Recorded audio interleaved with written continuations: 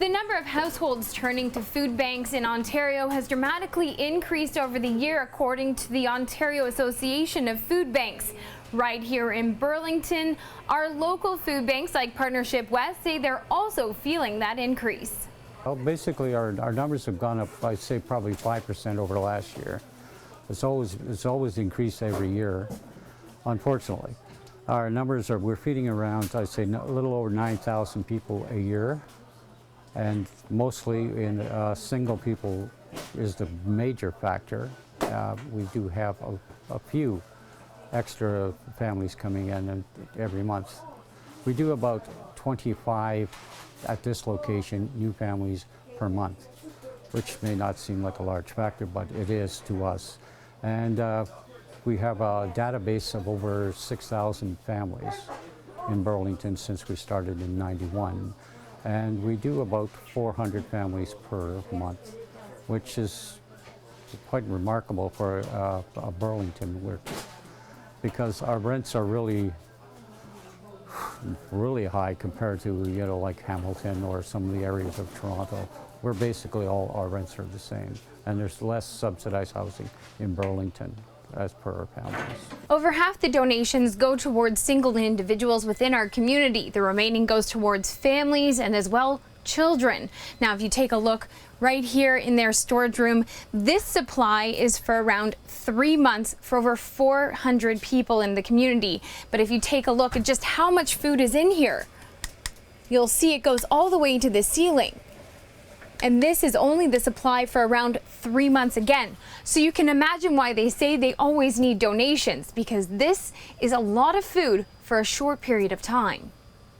Well, basically, we have a fairly large stock room where we sort all our food and store our food for. We're like opposite to a squirrel. We collect most of our food in the wintertime and hopefully last into the summer. Our summer months are very slow in donations coming in. Our numbers are constantly going up by the 5%, but we have to have the same 5% extra food all year long.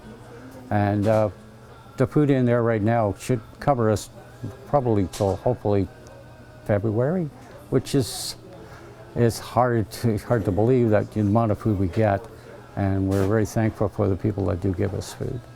Some would say there's a stigma attached to who uses the banks, but in reality, 9,000 people in just Burlington alone should be enough evidence for you to hear that it could be just about anyone. It could be a neighbor, a coworker, or even a friend. Well, we have a lot of different styles of people that are coming in here. We have business people that actually come in here that have lost their business and restarted their business up again and then donate after that. We sit down with each client and make a social contract with them. Each part has a different meaning. We have our donators who are thankful we get food from. We are the bank where we keep the food, and we have responsibility to make sure the food is safe and good for the people to come in. The client who comes in is also a member who states that they're in need, and we also hopefully in the future when they get back on their feet will support us, which has been the case a lot with our clients. Like we have over 6,000 people on our database, and we've had a lot of people come in the door and said, I used to be a client, I run into people all the time, and they donate now, which is great. And if you think the process is easy, think again. Those that work at donation centers say many people come in and are very emotional during the process. Well, basically, a lot of people come in. The main thing is hunger, and it's really hard to say you need food. I have a lot of people that cry in front of us and things like that, and we try to soothe them and tell them that they're part of an organization now that will help them to when they're in need, and hopefully they will help us in the future, which they do. And we have all kinds of people, and they're all great. They're all appreciative, and they just love coming here. They shop for their food here. They're not forced with food. The food bank is set up just like any regular grocery store. You head down the aisles, pick up the items, what you like and what you don't like. As for the donators, there is a call to action for certain items that might not be what you think. Yeah, well, like condiments and hygiene products and things like that. Most things like hygiene products are taxed.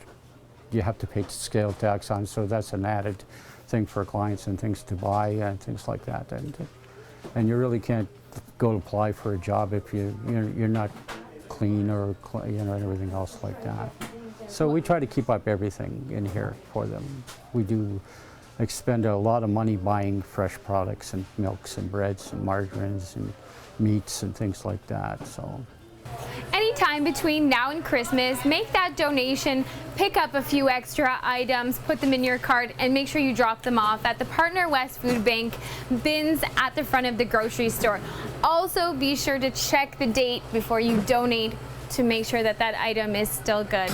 For Halton Insider, I'm Kristen Demeny.